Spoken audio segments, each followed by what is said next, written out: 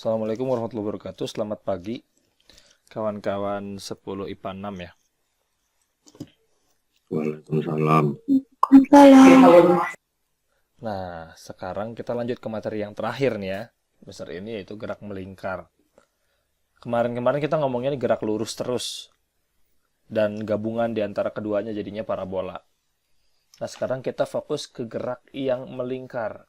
Gerak melingkar itu apa? Gerak melingkar itu yang belok. Belok-belokan itu sebenarnya gerak melingkar juga. Yang kita kenal di misalnya jalannya kayak gini nih. Nah, ini juga gerak melingkar. Misalnya jalannya kayak gini. Itu gerak melingkar. Kenapa? Karena terdiri dari beberapa lingkaran. Lingkaran ini, lingkaran ini, lingkaran yang ini. Bedanya apa? Bedanya jari-jarinya. Gitu. Kalau makin tajam belokannya, maka jari-jarinya makin kecil. Kalau jalannya makin kayak gini, berarti jari-jarinya makin gede. Intinya adalah gerak lurus itu gerak melingkar juga, cuman yang jari-jarinya tahingga. Lingkaran yang jari-jari tahingga itu bukan lingkaran, lurus saja. Gitu ya. Jadi kita fokus ngomongin gerak melingkar. Di sini kita akan kenal namanya sudut.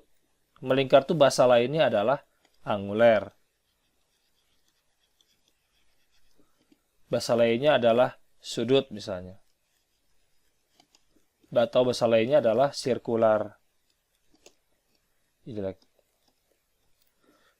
Sirkular. Jadi kadang-kadang ada yang nyebut anguler, sirkular, sudut, atau melingkar sama aja. Jadi nanti kalian akan ketemu yang namanya sudut. Nah, ini dia yang kadang-kadang bikin orang bete ketemu sama sudut-sudutan. Nah, anehnya lagi di kita di sini nanti kita akan ketemu lagi namanya RPM.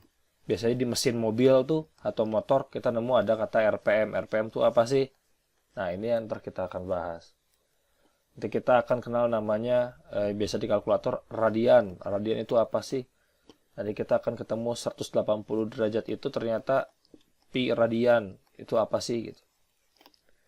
Jadi satuan-satuannya akan berbeda dengan satuan-satuan yang gerak lurus. Nanti kalau kalian kenal dengan bahasa yang lain, misalnya apa itu tangensial, apa itu sentrifugal. Ada istilah tangensial, ada istilah sentrifugal, ada istilah sentripetal. Nanti di situ. Sentripetal. Sebenarnya ini gampang, bukan gampang dalam artian materinya. Rumusnya itu sama kayak GLB, GLBB. Akhirnya saya harus memaksa kamu lagi untuk balik ke rumus abadi yang biasa kita hafalin. Oke, lanjut ya. Gerak melingkar itu biasa saya akan harus mengingat-ingat kembali sebelum belajar gerak melingkar rumus GLB dan GLBB juga tentunya. Di GLB kamu nemu ada V delta S per delta T dan lain-lain, satuannya meter atau meter per sekon. Ini apa namanya, baku ya. Nah, ini ada video sebenarnya saya waktu itu buatnya kepepet sekitar beberapa bulan yang lalu. Ini seadanya maksudnya kalau kalian mencoba mengerti ini gitu, bagus. Ini nonton dulu video ini sambil nunggu-nunggu yang lain.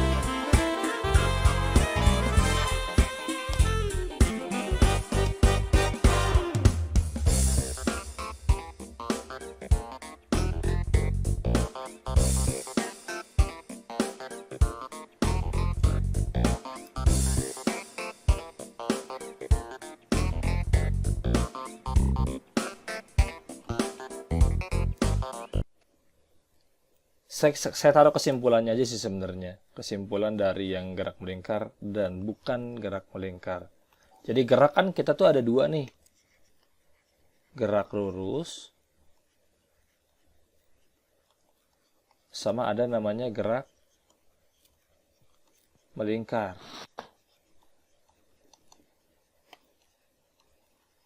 Nah, dua ini nih yang sekarang jadi persoalan. Nah, yang kita tahu gerak lurus itu ada apa aja? Besaran fisikanya. S. Kemudian ada V. Kemudian ada A. Nah, di gerak melingkar juga sama. Ada S, ada V, ada A. Cuman versi yang melingkar. S itu berubah menjadi theta. V berubah menjadi omega. A berubah jadi alfa. Namanya tuh cuma nambahin sudut doang. Jadi misalnya ini posisi sudut. Atau posisi anguler. Atau posisi sirkular bebas. Ini V itu kecepatan. Di sini jadi kecepatan sudut. Oke, cara ngapalinnya gitu ya. A percepatan jadi percepatan sudut. Nah, hubungan antara mereka itu sebenarnya ada rumus-rumus di antara mereka kan. Kayak V sama dengan delta S dibagi T gitu misalnya. Di omega juga sama. Karena V sama dengan delta S dibagi T, maka omega adalah delta theta dibagi delta T. Itu. A juga sama. Kalau misalnya A adalah rumusnya sama dengan delta V dibagi delta T, maka di sini juga akan sama. Tebak polanya gitu. Sama dengan delta omega dibagi delta T. Gitu. Jadi turunan-turunannya sama. Kemudian mereka tuh punya hubungan di antara mereka. Nah, hubungannya apa? Theta itu, semua yang dari gerak lurus ke gerak melingkar pasti ada hubungannya sama R. S dibagi R. Jadinya gitu. Kemudian, omega itu sama dengan V dibagi R. Alfa itu, nggak ada tanda panahnya. Alfa itu sama dengan A dibagi R. Jadi nggak ada yang baru dari rumus-rumus melingkar. Bukan nggak ada yang baru sih, sedikit yang baru. Jadi gerak-gerak melingkar. Apa yang baru? Yang baru kita kenal namanya ini. Di gerak lurus yang kita sudah pahami, A itu ternyata A tangensial. A tangensial. A itu apa? Percepatan, Pak. Nah, percepatan tadi bilangnya apa? Yang baru apa? Yang baru itu namanya ada percepatan. Percepatan. Nah, percepatan ada dua. Ada percepatan sentripetal, ada percepatan tangensial. Jadi ingat, percepatan ada dua. Percepatan yang pertama namanya percepatan sentripetal. Ini catat ya, saya nggak akan tulis di sini. Percepatan sentripetal hanya merubah arah. Jadi kalau misalnya ada kambing nih, ada kambing, lagi lurus, ditarik sama tali. Nah, tali itu yang membuat kambing jadi belok. Maka tali itu mempunyai gaya sentripetal. Ya. Ini dari lagi nanti ada gaya sentripetal. F, SP. Yang rumusnya adalah M dikalikan A, SP. Jadi segalanya bisa berbentuk menjadi gaya sentripetal. Asalkan dia merubah arah. Oke. Asalkan dia merubah arah. Bukan besar. Arahnya yang berubah. Kalau percepatan tangensial, yang ini, percepatan tangensial, dia hanya merubah besar. Dia hanya merubah besar. Contohnya apa? Contohnya yang kita lihat di yang waktu gerak lurus, gravitasi gitu, kecepatannya berubah bertambah. Itu gara-gara percepatan tangensial. Sebenarnya percepatan yang sudah kita pelajari namanya percepatan tangensial ya. Itu percepatan itu ada dua. Gabungan dari keduanya adalah A total. Tapi yang perlu ditekankan adalah ASP selalu mengarah ke pusat lingkarannya. HSP selalu mengarah ke pusat lingkaran. Selalu mengarah ke pusat lingkaran. Oke. Saya ulangi lagi, selalu mengarah ke pusat lingkaran. Contoh, bulan, dia berputar mengitari bumi. Yang membuat dia berputar adalah gravitasi. Maka percepatan gravitasi bagi bulan adalah percepatan sentripetal. Karena bulan jadinya muter. Ya, kalau nggak ada sentripetal, dia pergi entah kemana si bulan. Oke, itu yang baru. Jadi rumus-rumus di bawahnya itu sama aja. S jadi theta, V jadi omega, A atau tangensial jadi alfa. Hubungannya pasti dibagi R. Sehingga rumus-rumus turunannya kayak misalnya ada GLBB. Ini berubah menjadi GMBB. Apa bacanya? Kalau GLBB adalah gerak lurus berubah beraturan, GMBB adalah gerak melingkar berubah beraturan. Kalau kamu kenal 3 rumus abadi di sini, VT sama dengan V0 plus AT, maka di GMBB kamu akan tahu rumusnya kayak gimana. VT berubah jadi omega T. Sama dengan tetap V0 jadi omega 0. Plus A-nya berubah jadi alfa T. Begitu. Sudah rumus VT kuadrat sama dengan V0 kuadrat plus 2 dikalikan A dikalikan delta S. Maka berubah. Ini omega T kuadrat sama dengan omega 0 kuadrat ditambahin 2 dikalikan alfa dikalikan delta S berubah menjadi delta theta. Berubah lambang aja. Nah ini delta S sama dengan V0 dikalikan T plus setengah AT kuadrat. Berubahnya jadi apa? Delta theta. Itu akan sama dengan omega 0 dikalikan T plus setengah alfa T kuadrat. Kemudian ada banyak rumus-rumus baru kayak A sentripetal itu rumusnya V kuadrat dibagi R. Atau omega kuadrat dikalikan R. Kenapa ini sama? Karena V itu sama dengan omega kali R. Dari mana V sama dengan omega kali R? Ya karena omega sama dengan V per R. Ingat hubungan V dengan omega itu pasti dibagi R. Kayak yang sebelumnya tadi saya udah tulis. Begitu ya. Ini jadi rumus-rumus GMB itu sama aja secara matematis. Tapi memang secara konsep berbeda. Konsepnya apa? Begini. Tadi kan di video udah tuh kayak kalau misal dari titik A ke titik B itu jalannya lurus nih. Sono. Dengan waktu tertentu. Nah kalau berputar ya dengan sudut tertentu. Patokannya dari pusat. Misalnya dari titik A ke titik B. Maka sudut yang ditempuhnya yang mana? Nih, sudut yang ditempuhnya adalah yang ini. Nah, delta tetanya. Jadi berputar itu ngomongin sudut. Gitu. Nah, sekarang bicara tentang sudut. Mungkin tadi ada yang masih bingung tentang apa itu radian. Jadi patokannya gini. Satu putaran, atau bahasa Inggrisnya itu satu rotation, dibaca rotation ya.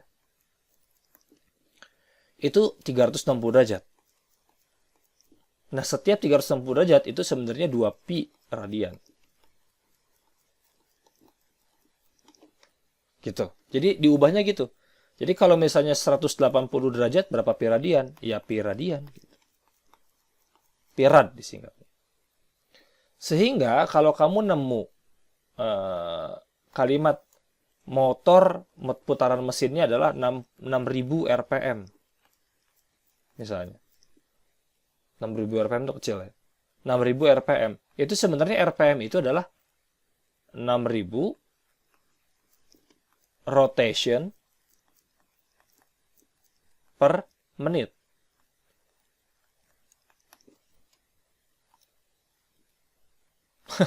Heavy rotation 360 derajat lah. Kan dia habis senyum, JKT48 nih katanya putaran rotasinya berapa derajat. Dia 360 dong. Dia udah senyum terus muter lagi, terus ngadep kamera lagi 360 derajat dong. Kecuali kalau dia muternya 2 kali, 720 derajat. Aduh, ini gue bahas lagi. Dah. Oke, ini 6.000 rotation per menit. Nah, rotation itu harus diubah. 6.000 rotation berubah menjadi dikalikan 2pi radian. 1 menit itu berapa detik?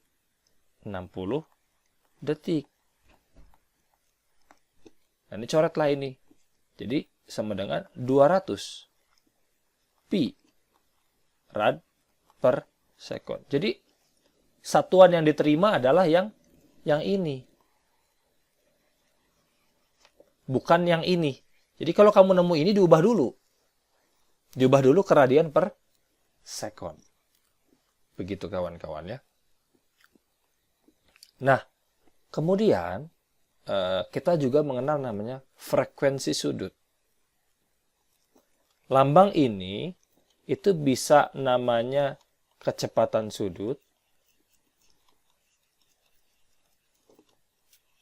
Yang rumusnya tadi adalah delta theta per R.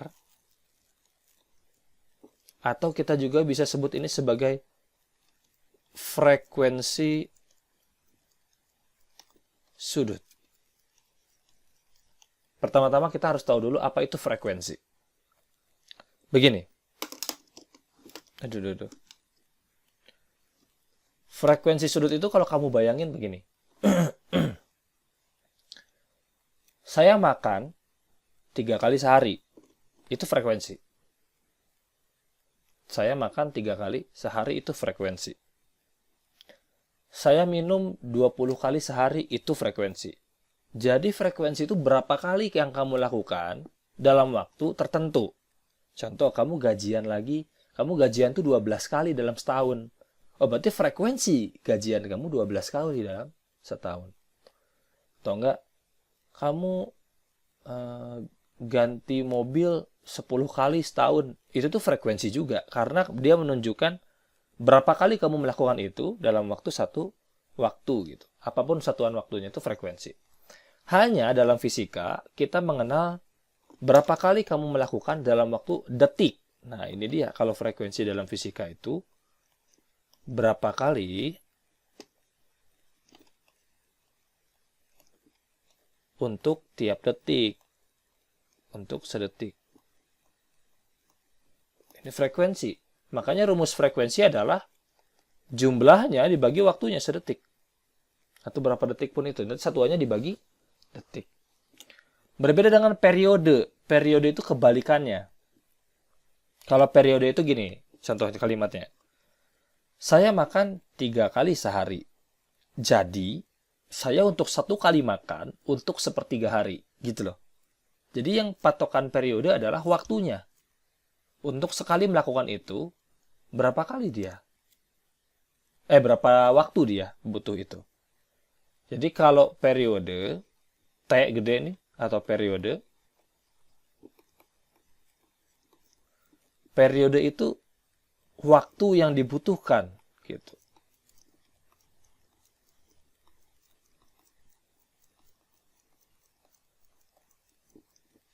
Untuk 1 kali melakukan.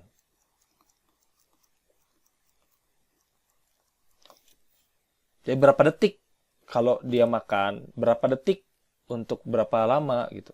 Itu adalah periode. Jadi kebalikannya, periode itu maka T dibagikan dengan N. Hubungan antara frekuensi dan periode itu bolak-balik. Jadi frekuensi itu sama dengan 1 per periode.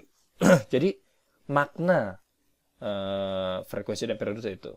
Satuan frekuensi apa? Hertz. Sebenarnya Hertz itu artinya adalah kali per detik. 2 kali sedetik berarti 2 Hertz. 50 kali sedetik berarti 50 Hertz. Gitu loh. Itu ngomongin frekuensi. Nah, kita balik lagi ke yang frekuensi sudut. Ini sebenarnya SMP udah pernah harusnya. Yang frekuensi dan periode ini. Jadi saya hapus.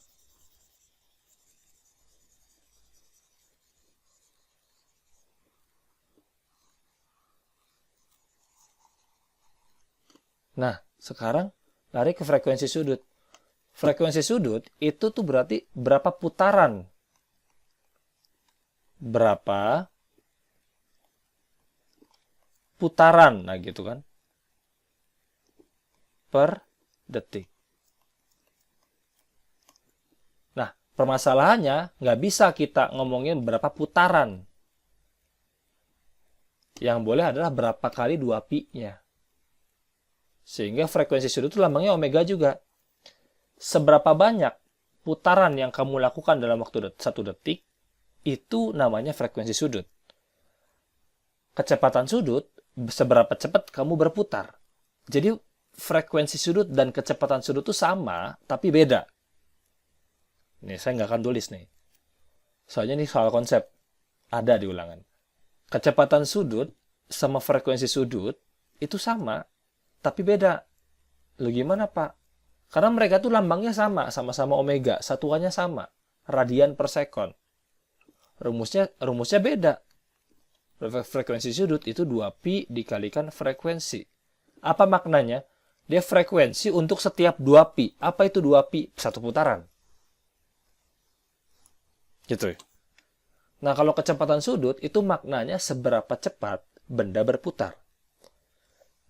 Kalau frekuensi sudut, seberapa banyak putaran yang dilakukan sedetik. Mereka berdua sama, artinya kalau frekuensi sudutnya gede, putarannya banyak per detiknya, ya pasti dia lebih cepat. Begitupun begitu. Begitupun kecepatan sudut. Kecepatan sudutnya makin cepat, maka jumlah putaran dalam waktu 1 detiknya lebih banyak. Gitu. Maka mereka itu saling berhubungan. Begitu ceritanya. Jadi kalau misalnya ada pengubahan sudut 90 derajat itu berapa radian, Pak? Gitu. Ya kamu mikir aja. 180 pi itu pi radian. Maka 90 itu setengah pi radian. Pak kalau 45 derajat, ya 1/4 pi. Pak kalau 30 derajat, 1/6 pi. Gitu. Ubahin dulu aja tuh. Kayak itu yang kedua. Kemudian yang terakhir adalah ini. Gerigi. Gerigi itu ada 2. Yang biasa di sepeda misalnya, yang begini.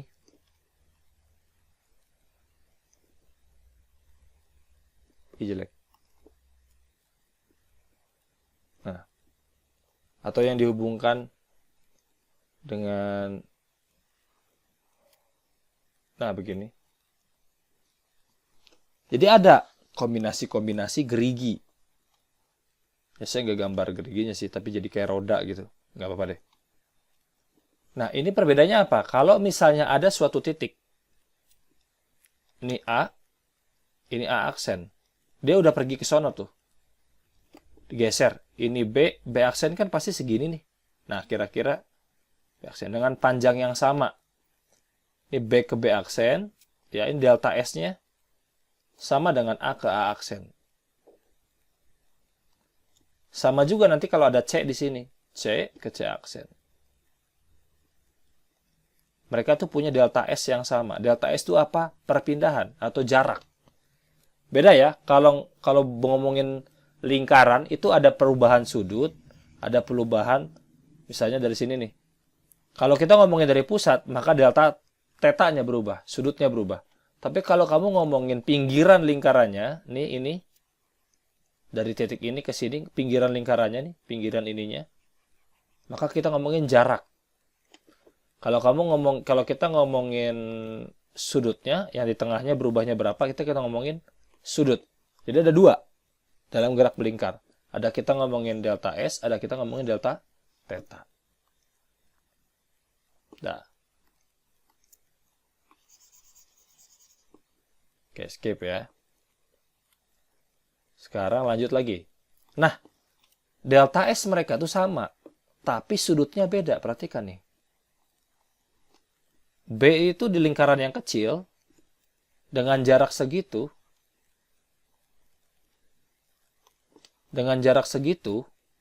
dia sudutnya segini. Nah, kalau si C,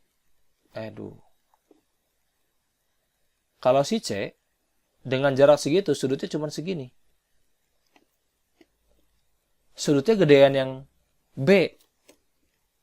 Walaupun delta S-nya sama. Pun begini. Misalnya dari A ke B. Kok ke B? Ke A aksen. Dia menempuh sudut begini. Segitu. Nanti misalnya di sini B, mereka berputar. Dia mungkin menempuh sudutnya segini. B aksen. Udah hampir satu putaran. Gitu. Makanya ketika kamu memutar roda yang besar, yang kecil mutarnya lebih cepat. Itu yang dipakai di sepeda.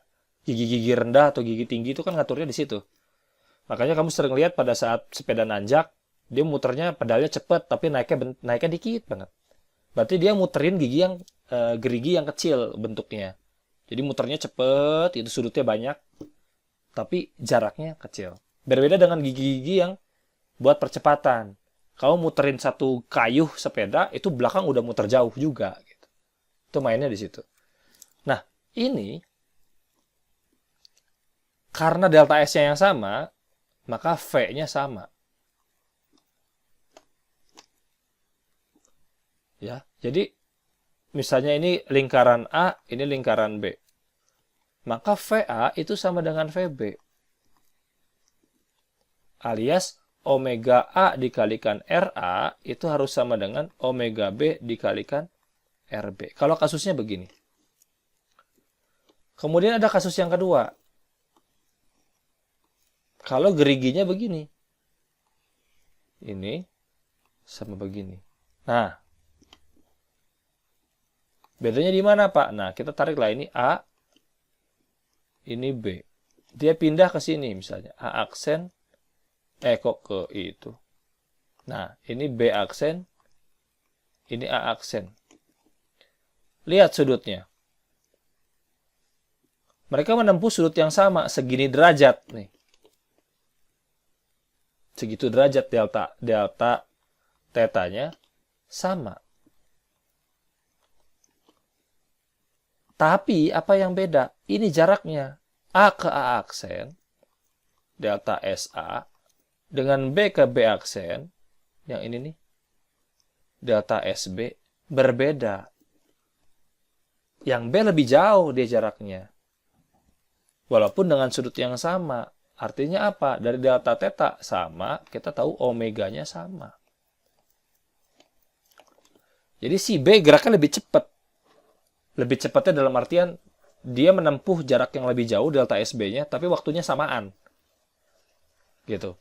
Walaupun sudutnya sama. Karena omeganya sama, omega A sama dengan omega B nih. Maka VA per RA itu akan sama dengan VB per RB. Jadi ada dua jenis gerigi secara umum. Di motor, di mobil, di sepeda, di jam tangan. Semuanya ngomongin gear. Gear itu keuntungannya gede karena kita bisa memutar yang besar dengan hanya memutar yang kecil gitu. Banyak hal yang diuntungkan oleh sistem gerigi. Kita mainin jari-jari agar mendapatkan V-nya. Itu adalah sumber dari tenaga. Biasanya V omega itu sumber dari torsi biasanya. Gitu. Ini yang harus kalian pahami. Ada yang dihubungkan sama, ada yang begini beriringan kanan kiri. Ada yang satu pusat. Pak, jadi gimana kalau ada soal begini? Ini terus ada begini, terus di sininya ada lagi ternyata. Nah, ke sini. Nah, misalnya kamu anggap aja ini. Ini misalnya A, ini misalnya B, ini C, ini D. A sama B apa yang sama? V-nya. VA sama dengan VB. B sama C yang sama. Apa? Omega B sama dengan omega C. C sama D yang sama apa? VC sama dengan VD. Jadi kamu nanti bisa temu nih. VA-nya berapa, VD berapa. Bisa nemu. Gitu. Pakai rumus-rumus yang udah kita tahu. V itu omega dikalikan R. Atau omega sama dengan V per R. Masuk-masukin aja ke sini. Ini ngomongin kemampuan analisis. Gitu.